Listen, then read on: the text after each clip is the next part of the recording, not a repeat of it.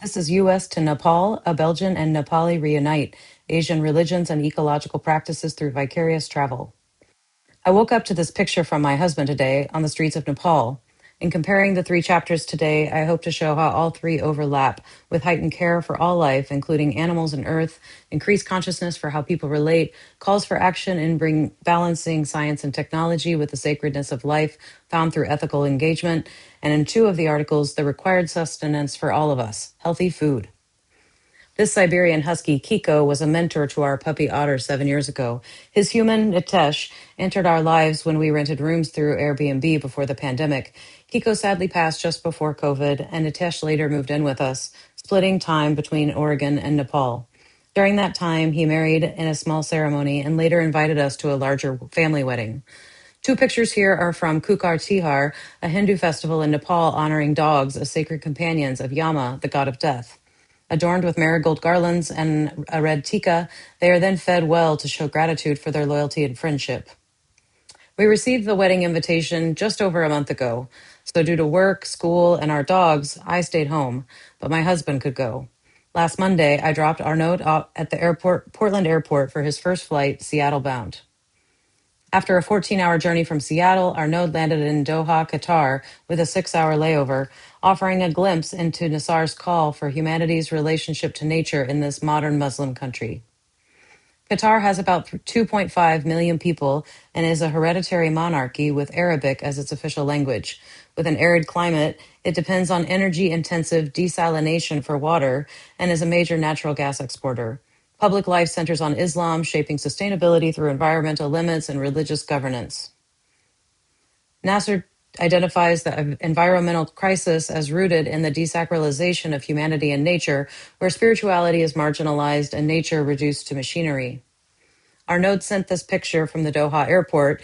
The plaque reads, "Peeking out from manholes, these bronze sculptures symbolize animals re-emerging into a safer world, speaking to hope and coexistence." Nasr argues humans must respect animal life, avoid waste, and reground ethics in Islamic metaphysical views of humanity and nature. Nasr reminds us that responsibility to nature requires both practical action and rediscovery of its spiritual role in human sustenance, psychology, and fulfillment. Doha Airport, ranked number 2 globally, features strong ecological design, including The Orchard, a 65,000 square foot indoor garden. The central concourse is LEED Gold certified, using 30% less energy and 55% less water. I'm left wondering whether Qatar has heeded Nasr's call for Islamic ecological awareness. From Qatar, Arnaud flew 4 more hours to Kathmandu. The next slides reflect chapters 2 and 8. Gandhi's Swaraj as ethical self-rule grounded in responsibility, ahimsa as nonviolence toward all beings, Buddhist interdependence, releasing ego through community and ethical living, revealing impermanence and reducing suffering towards attainment of non-self. Nepal has about 31 million people in a diverse climate shaped by the Himalayas. Agriculture employs over half the population, while money from families living abroad make up more than 25% of the GDP. Hindu and Buddhist traditions emphasize sacred landscapes and interconnectedness shaping environmental values. Arnaud noted that many free-roaming street dogs treated as sacred guides, representing protection and divine companionship. And while interconnected values are strong, navigating the ecological balance with the last century's rapid changes has been difficult. Arnaud observed tangled and dangerous wiring complexities everywhere, and at the end of the street, note the heavy daily pollution trapped in the bowl-shaped Kathmandu Valley. The cuisine is largely vegetarian, rice, lentils, chapati flatbread, and if you've never tried momos, steamed filled dumplings of Tibetan and Nepalese cuisine, you must. Navdanya, the NGO highlighted by Vandana Shiva in Chapter 2, promotes biodiversity, organic farming, and seed sovereignty. Treating seeds as cultural heritage, it argues that biodiverse farming outperforms monocultures, strengthens climate resistance, and frames agriculture as a moral path of nonviolence and shared prosperity. After watching this 2021 documentary on Shiva's life, I am totally a fan. Income disparity is increasing, but I think not because of trade, I think because of skills. I assume he's thinking that Monsanto has the right to take over control over seeds because it has high skills, and the rest of the farmers having low skills can disappear from the planet.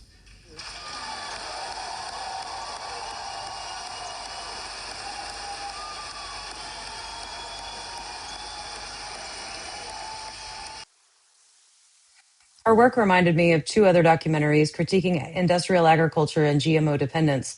Shiva argues reliance on engineered seeds, especially BT cotton, has deepened farmer debt and even led to suicides. Monsanto was a major producer, historically linked to toxic products like PCBs and Agent Orange.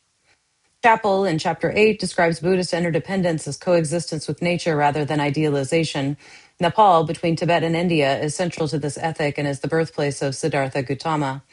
Himalayan stories reveal intimacy with land and animals across time and religion, including the Blue Bear story, which teaches compassion and selflessness as paths to happiness. After 2 days in Kathmandu, Arnaud flew 15 minutes on Buddha Air to Birgunj, an 83-mile journey that takes over 4 hours by car. Would you drive this road? After his Himalayan flight, Arnaud was welcomed by our friend's family with deep care and inclusion. I'm even called Auntie Christie.